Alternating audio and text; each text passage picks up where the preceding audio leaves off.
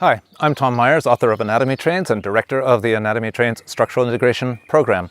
I'm here to tell you about our advanced modules. These advanced modules are open to anyone who is a structural integration practitioner, no matter what school you come from worldwide.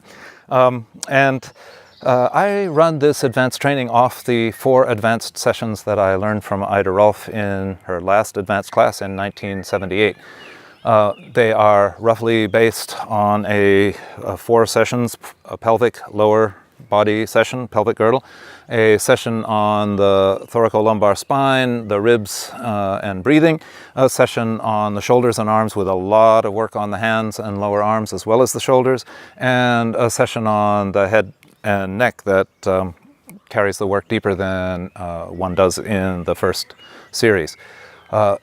The important part of the advanced training, though, is not so much the protocol, but what we're doing there.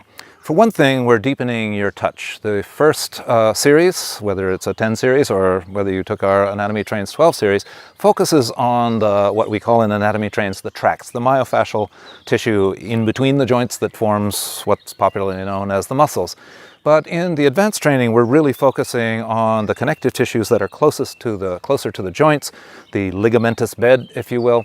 So we have to allow our touch to deepen to get into these tissues that are closer to the joints.